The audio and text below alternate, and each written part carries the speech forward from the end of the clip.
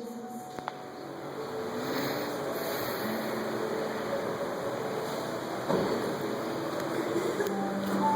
Porque quando Deus ele nos traz uma palavra de refrigério, uma palavra de esperança, uma palavra de conforto, uma palavra de vitória, a gente está sempre com o coração aberto, não é verdade?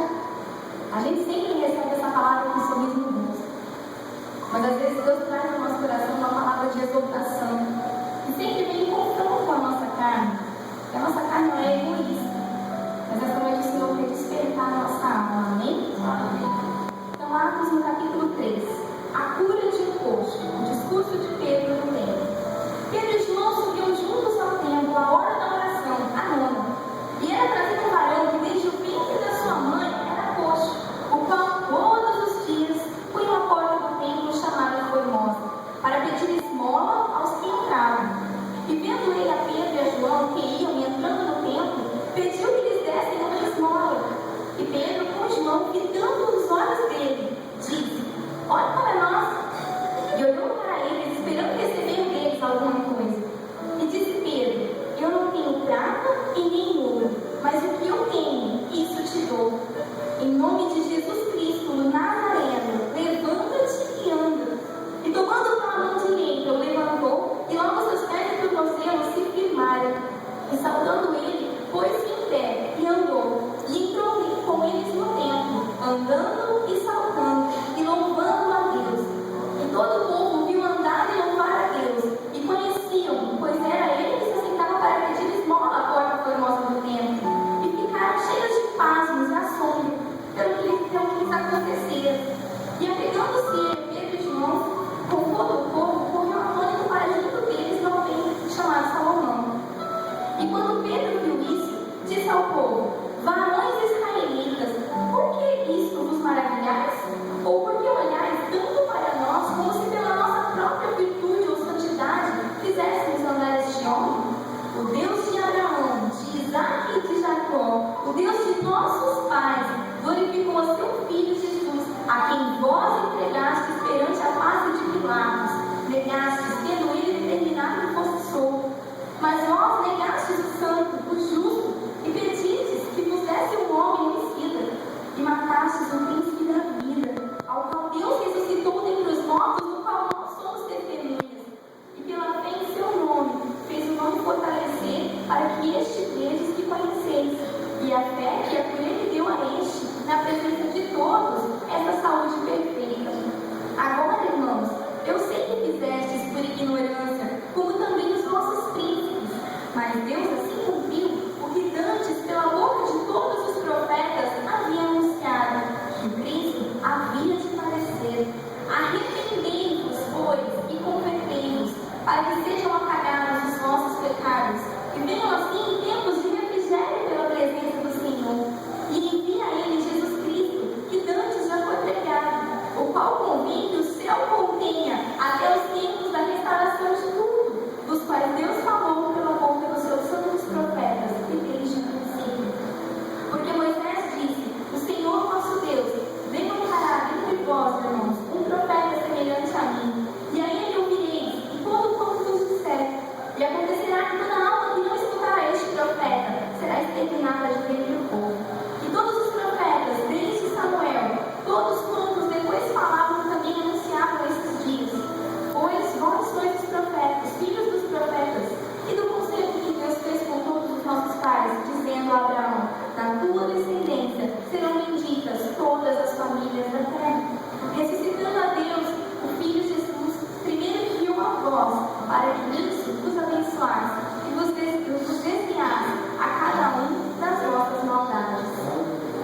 Eu olhei para o Senhor e eu disse: Senhor, é um texto lindo que conta um milagre maravilhoso, é um texto que fala da tua volta, que diz aqui no versículo 20, no versículo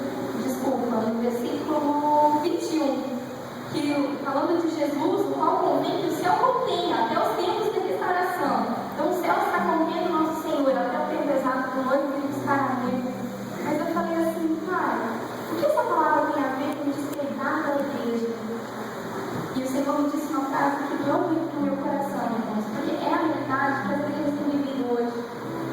E E o Senhor disse no meu coração, filho, a igreja de hoje não perdeu os princípios.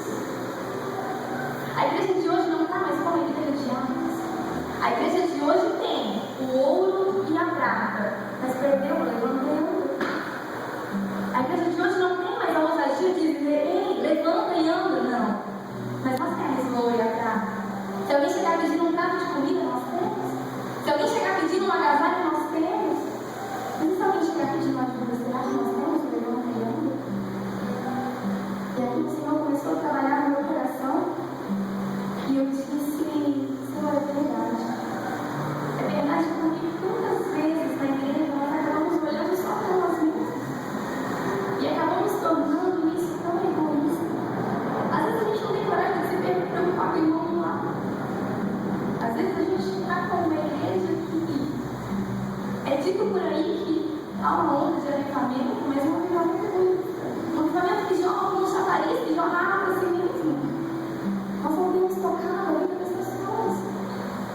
Aqueles discípulos, por onde eles passavam, milagres aconteciam. Eles não tinham o ouro e a prata, porque eles deixaram tudo para seguir Jesus. Mas eles tinham o levantando. Eles tinham a ousadia de olhar para aquele coxo e falar, ei, você não precisa disso.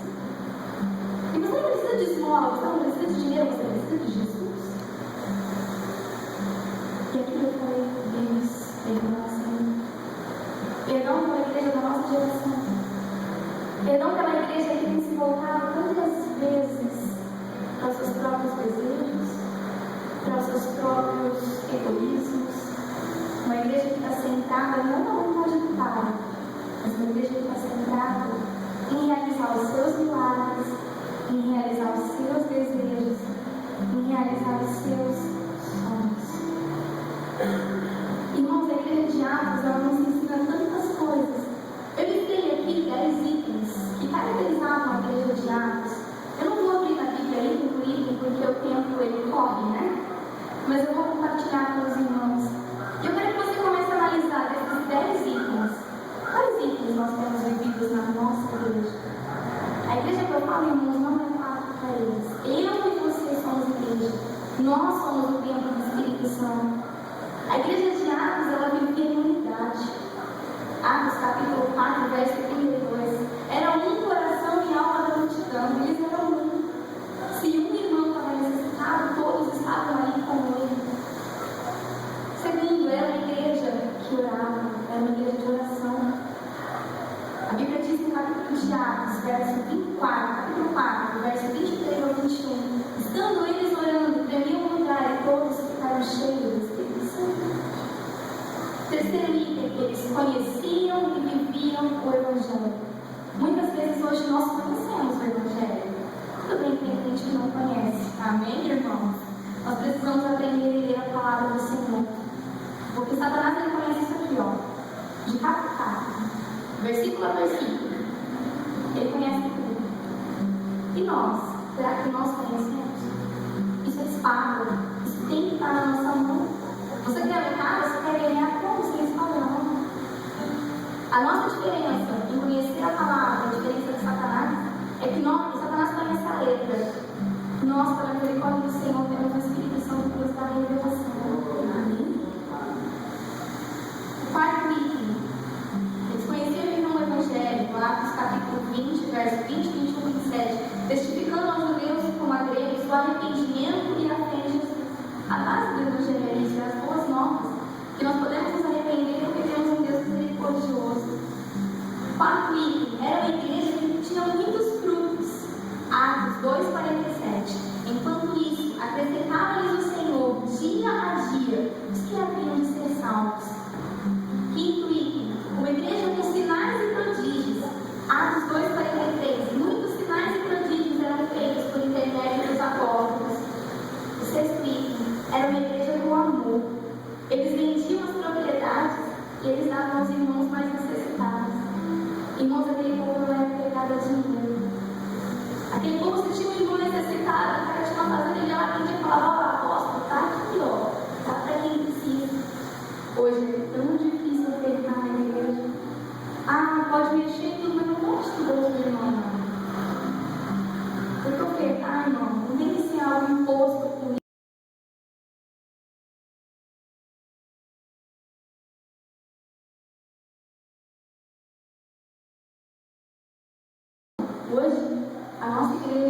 digo a nossa igreja aqui, amém, que o Senhor tem nos dado essa visão, graças a Deus. Mas eu digo a igreja do Brasil em geral, tem priorizado muito essa teoria da prosperidade e está visando tanta coisa aqui na terra.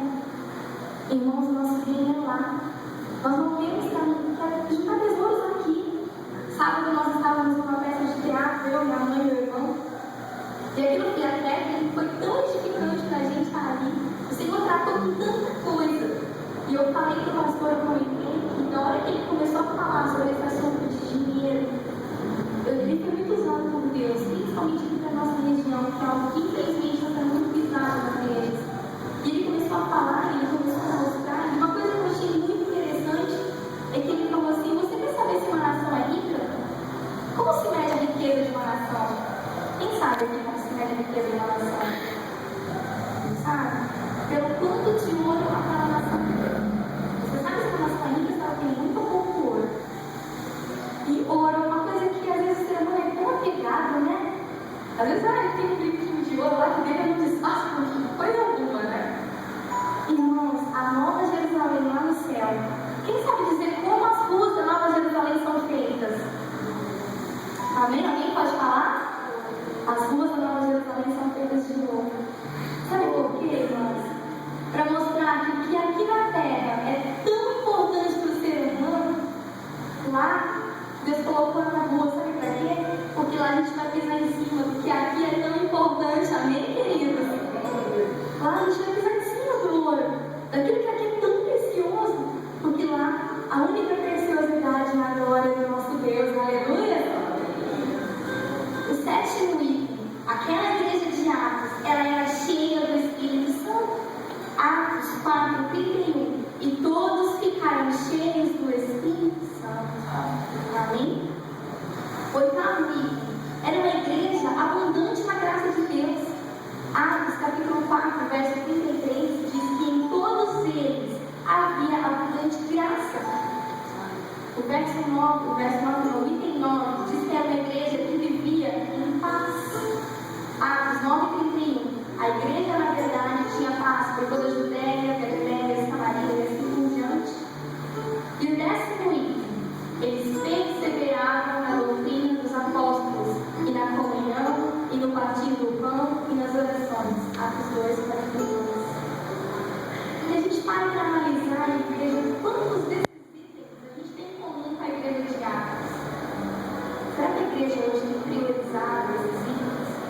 Essa união, essa comunhão, esse amor, essa abundante graça, o viver uma doutrina? Será que a gente tem feito isso como igreja? Hoje nós temos uma igreja, irmãos, que não aguarda a volta do noivo. É dificilmente você vai ouvir um público falar: ei, a prova do noivo agora. Mas é frequente você ouvir falar de milagre, é frequente você ouvir falar de bênção, de campanha. Mas, irmãos, o diabo ele entendeu que ele não precisa tirar você de dentro da igreja para ter passar a comunhão com Deus. Você pode estar aqui dentro da igreja,